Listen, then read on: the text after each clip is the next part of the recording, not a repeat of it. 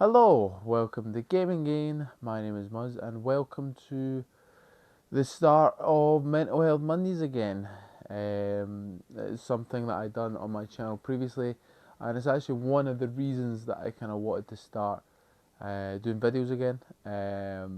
I thought it was very good for me to kind of get things off my chest, and Mental Health Mondays allowed me to do that, as well as hopefully potentially helping other people, like talk to other people and talk about the things that are the struggles that are going on in their life. And this one's going to be a bit of a bumper, yeah, bumper video, because I'm going to potentially going to talk through my year.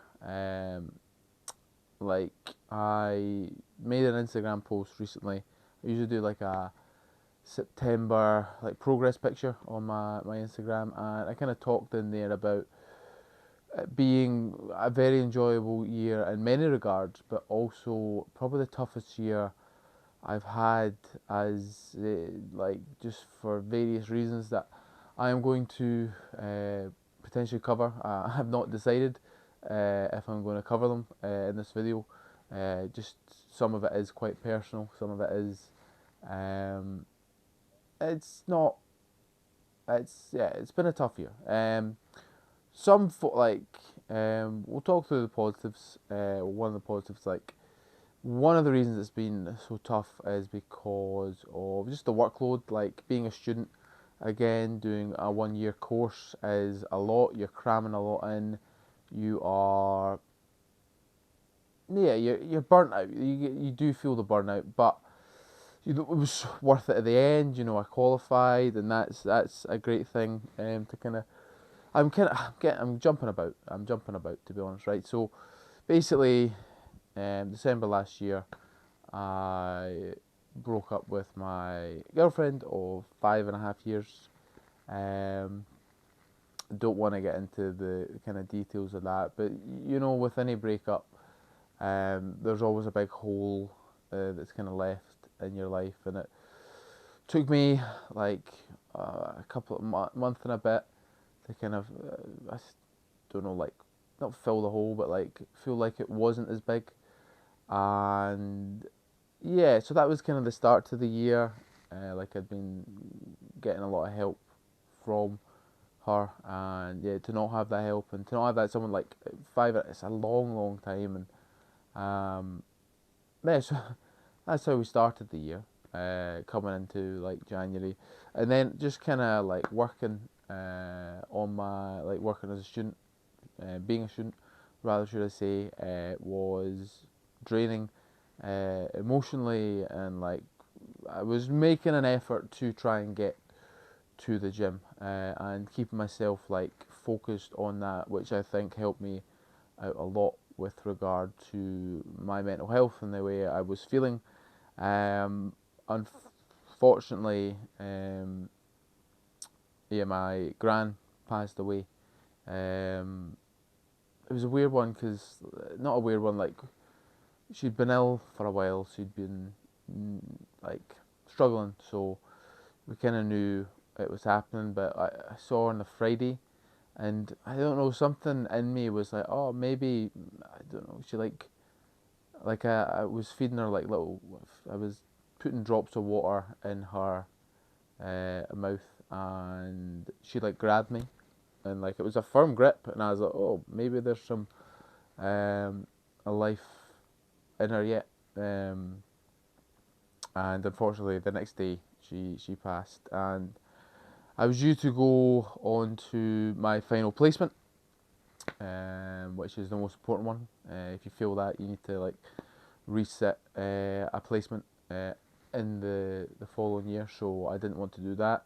So my school were really great. They like I went in. I remember going in on the Monday, um, and I walked in and I just knew like I shouldn't be here. And credit to my mentor and the PT, it's, they stated, were like, you shouldn't be here. Like, go home, spend time with your family. We can deal with all this. So they gave me some like couple of days off, and it allowed me to kind of clear my head and be with the family. And yeah, so that was kind of the first big, like with the breakup, it was just kind of getting over it, which I don't recall like struggling with that. Like it was obviously an emptiness there, and there was like some blips where you kind of think, oh, has this been the right decision?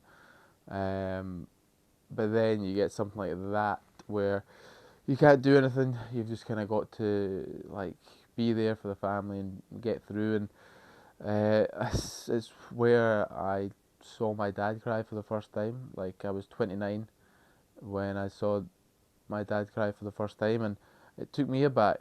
I was shocked. I remember he came into my room and just announced what like Gran had passed, and then just burst into tears. And I'm quite an emotional person, and I would usually have burst into. I was so shocked and taken aback, and um, yeah, it caught me off guard, and I was just there thinking like, it's the first time I've seen my dad cry. So that was that was an experience. I guess that's something you could call it. And then yeah, so the funeral was very nice service. It was a humanist, and yeah, really good send off for my gran. Got to meet, see some of the extended family. Obviously not nice circumstances, but you try and make the best of it. And then I was able to kind of focus and get my head, like get it kind of aye get my head back on. And then aye my basically goes, I'm not going to go into details on this, but basically got some bad news in the family. um it was to do with cancer. I'm not going to say who or what, but definitely a shock. And when you hear that word, like your mind just goes to worst case scenario. Like I'm someone who's like quite laid back, and like I tend not to catastrophize things, but that was like when you hear that, you're like, I remember just feeling like numb, like that way, like I wasn't there, I wasn't present in life at that point, and it just really um aye it definitely affected me, and like just had to be with the family for that period and kind of help out as best I could. But like everything is going better now. But I remember just like, yeah, it took me like a week, 2 weeks before I stopped that feeling, or that feeling stopped, and I was able to kind of get back to some sort of normality. But yeah, that was so that they happened quite close together as well, which was yeah, a double whammy in a sense. And yeah, life kind of got brought back to normal. I graduated, and that all like going well. I had a good summer. I was working uh, somewhere where I enjoyed the people I worked with. Um, it was a nice experience. Hindsight, wish I'd taken more of the summer off, but that's what hindsight is good for. And then I started my job as a PE teacher, and yeah, we are now 4 months into it. August, September, yeah, about 4 months into it, and yeah, it's been up and down. It's been an up and down experience. I've definitely had moments where I'm like, yeah, don't want to do this anymore, or just feeling like a bit of an imposter. Like imposter syndrome. You're like, I can't be a teacher. Like I'm rubbish, and I've had good lessons as well. But I've definitely, I don't know. With this period, like for the first month and a bit, I did dread it, like going in to work. I'm starting to enjoy it. Starting to enjoy it. It's an adjustment. Like I understand that, and like people always say, like and this is where actually I think I've been really good with my mental health.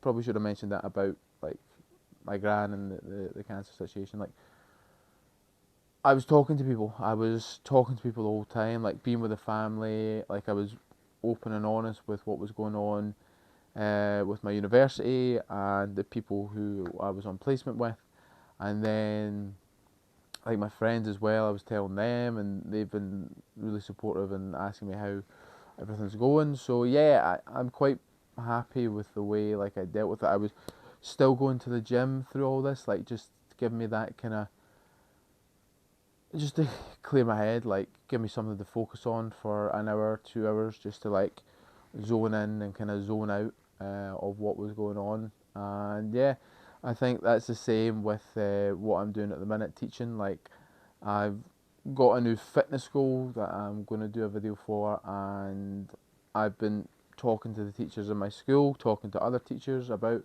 like what I'm going through and where I'm kind of struggling, and they're like, "Listen, we all had that at the start. You'll feel that maybe the rest of the year, and then once you find a full time job, because in Scotland we get a probation year, and then you're not necessarily guaranteed a full time job at the end of it.